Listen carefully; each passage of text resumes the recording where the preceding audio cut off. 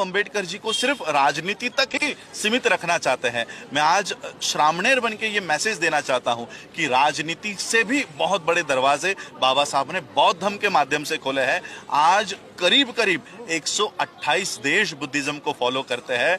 बाबा साहब ने सिर्फ भारत के संसद के या मेंबर ऑफ लेजिस्लेटिव असेंबलीज के ही दरवाजे नहीं, वर्ल्ड के दरवाजे आपके लिए खोले हैं। वहां पर भी कभी जाइए और अपना अधिकार वहां से भी लीजिए। बाबा साहेब के जीवन के अनेक पहलू हैं और उनमें से ये सबसे उनके जीवन का महत्वपूर्ण आंदोलन माना जाता है धम्म क्रांति। श्रामणेर, हम आपसे इस बातचीत को पूरा करते हुए एक अंतिम मैसेज भी लेना चाहेंगे कि भारत की जो संवैधानिक मूल्य है उन संवैधानिक मूल्यों को बौद्ध जीवन प्रणाली कितना सपोर्ट करती है। देखिए, पूरा जो संविधान अगर आप पढ़ोगे, अगर ये 100% इस देश में लागू हुआ होता तो ये देश बुद्धिस्ट कंट्री कहलाता।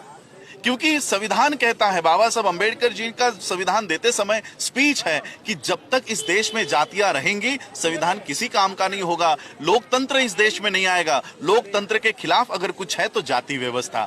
तो अगर आपको लोकतंत्र सही में एस्टेब्लिश करना है तो जातियों को खत्म करना होगा, और वही संदेश बौद्ध धर्म का है। और बौद्ध धर्म में जाति नहीं है, सब समान है। इस देश में इक्वलिटी, जो इस देश का संविधान इक्वलिटी फ्रैटर्निटी की बात करता है, वही बात धम्म करता है। और इसलिए संविधान का 100% इम्प्लीमेंटेशन अगर इस देश में हुआ होता तो ये देश बुद्धिस्ट कंट्री कहलाता। इसलिए इस देश को चलाने वाले लोग संविधान को इम्प्लीमेंट नहीं करते, क्योंकि उनको डर है कि लोग अगर इस कर्मकांड से निकल गए, जातिवाद से बाहर निकल गए, तो वो बुद्ध की शरण में चले जाएंगे। इसलिए जो संविधान करता है या संविधान को जो अमल में लाने के लिए जो लोग भेजे गए, वो हमेशा ये कोशिश करते हैं कि संविधान अमल में नहीं लाया जाए।